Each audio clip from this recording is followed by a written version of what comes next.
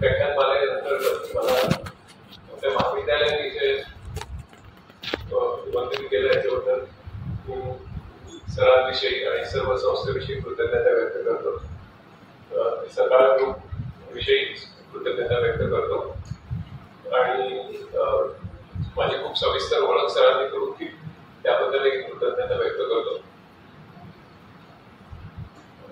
मी तुम्हाला पहिल्यांदा एक गोष्ट सांगेन आणि त्याच्याने माझ्या व्याख्यानाची सुरुवात करेन. असंच एका अवघड विषयावर एक व्याख्यान एका शास्त्रज्ञाचं ठेवलं जातं आणि माझ्या ओळखीमध्ये तुम्हाला ते कळतच असेल आणि तो शास्त्रज्ञ बोलू लागतो आणि हळूहळू तो त्याचा विषय अधिकाधिक अवघड करू लागतो आणि मग या सभागृहात तशी अनेक दारे आहेत की ज्याचा मगासपासून अनेक लोक उपयोग करत आहेत. तशा दारांमधून श्रोते हळूहळू निघून जातात.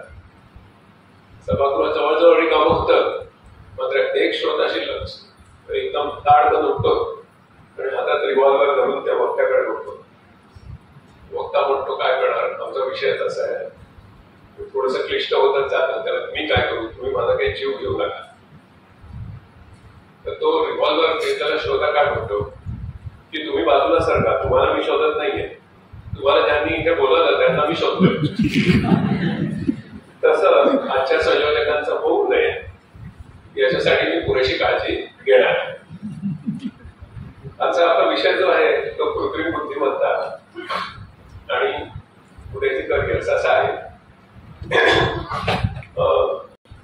वेळ मर्यादित आहे, त्याच्यामुळे थोडं द्रुतगती असं सादरीकरण होणार आहे.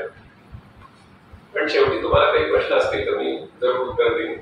तर तुम्ही तोपर्यंत सभागृहात शिल्लक राहिल्यानंतर, नाहीतर मी मोकळा होईल.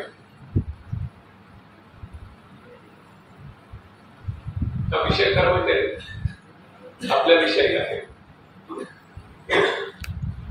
इंग्लिशमध्ये त्याला मी आय अँड ए आय असं म्हणेन. आणि हा सध्याच्या आपल्या सिव्हिलायझेशन मधला सर्वात ज्याला ज्वलंत प्रश्न असं म्हणतो तो सध्या आय अँड ए आय हा विषय आहे आणि तो तुमच्याशी खूप निगडीत आहे.